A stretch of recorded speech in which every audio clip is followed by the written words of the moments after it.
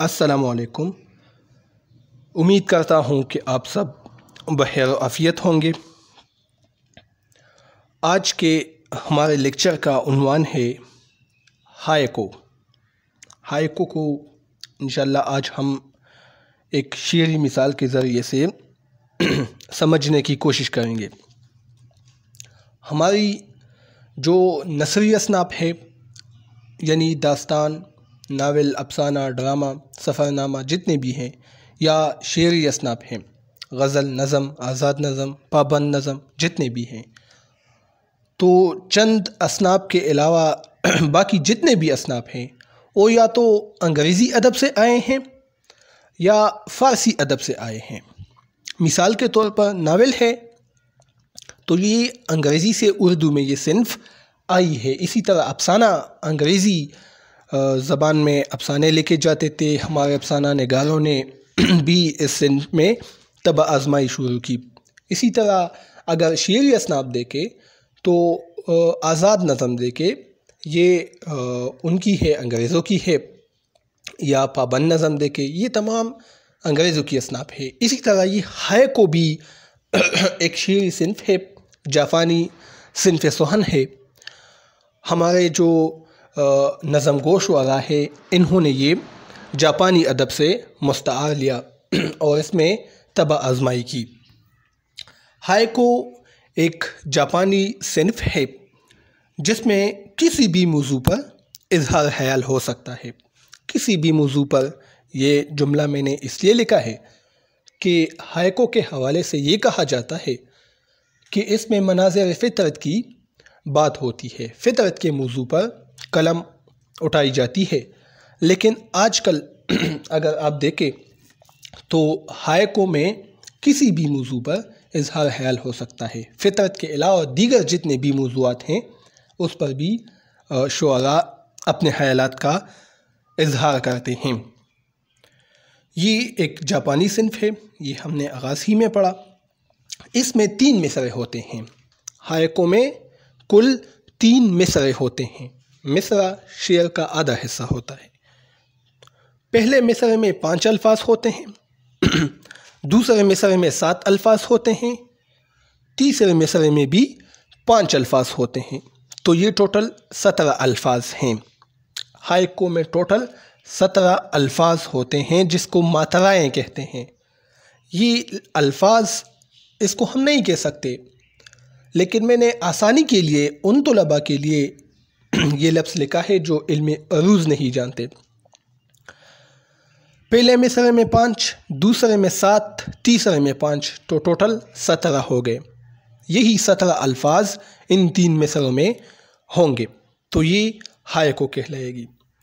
ان 17 الفاظ کو ماترائیں کہتے ہیں۔ ماترائیں، مثال کے طور پر وہ اتنا رویا، انسان تو خود انسان ہے، پتھر بھی پگھلا۔ اب یہ ایک ہائیکو ہے، دیکھیں 3 مصرعے ہیں، اور میں نے جو کہا کہ پہلے میں 5 الفاظ، دوسرے میں 7 الفاظ، تیسرے میں 5 الفاظ، تو ٹوٹل 17 ہو جاتے ہیں۔ یہ لفظ میں نے جو آغاز ہی میں نے کہا کہ میں نے علم عروض جو نہیں جانتے ان سٹوڈنٹس کے لیے لفظ یہ جو الفاظ ہے، یہ لفظ میں نے ان کے لیے لکھا ہے۔ باقی یہاں آپ دیکھیں تو یہاں اوزان کی بات ہوتی ہے۔ پہلے مصرعے میں 5 اوزان ہوتے ہیں، دوسرے میں 7 اور تیسرے میں 5، تو ٹوٹل 17 اوزان اس میں ہوتے ہیں۔ علم عروض اگر آپ اس پر میرے لیکچر دیکھنا چاہتے ہیں تو پلے لسٹ میں دیکھیں۔ اب دیکھیں یہ فا کے وزن پر ہے۔ فا یہ کیا ہے؟ فا ہے، فے این۔ آپ اس کو ایک لفظ سمجھے، فا ایک لفظ ہے۔ تو اب دیکھیں پہلے مصرعے میں 5 فا ہے۔ کیسے فا ہے؟ فا پہلا حرف متحرک ہے، فے، این ساکن ہے۔ پہلا حرف فے متحرک ہے، این ساکن ہے، تو یہ فا ہوا۔ اب یہاں دیکھیں اس میں بھی پہلے مصرعے میں وہ اتنا رویا، اس میں بھی 5 فا کے وزن پر ہے۔ وہ واو متحرک ہے اور ہے ساکن ہے، دیکھیں میں نے اس پر اعراب لگائے ہیں، تو واو متحرک ہے، ہی ساکن ہے، تو یہ فا کے وزن پر ہے، کیونکہ فا میں بھی پہلا متحرک ہے اور دوسرا این ساکن ہے، تو یہ ایک فا ہو گیا۔ پھر اتنا دیکھیں، اتنا میں الف متحرک ہے، تے ساکن ہے، تو یہ بھی فا کے وزن پر ہے، پہلا متحرک دوسرا ساکن۔ نا،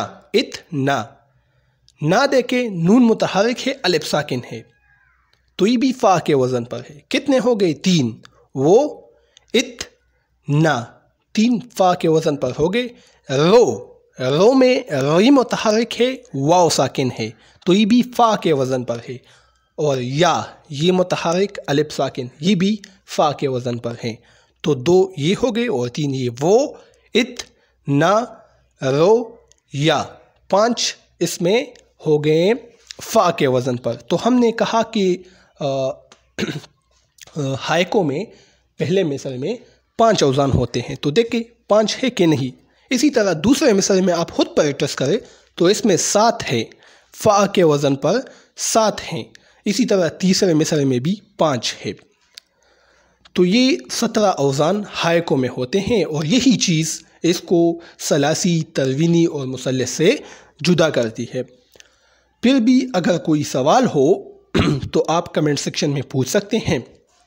یہ وزن جو ہے اوزان، اس پر آپ کنفیوز ہو چکے ہوں گے، کیونکہ جنہوں نے علم عروض نہیں پڑھا وہ اس کو نہیں سمجھ سکتے۔ لہٰذا اگر آپ عروض دیکھنا چاہتے ہیں، سمجھنا چاہتے ہیں، تو اس پر میرے لیکچر موجود ہیں، پلے لسٹ میں جا کر اسے آپ دیکھ سکتے ہیں۔ اب مجھے اجازت دیجیے، اللہ حافظ۔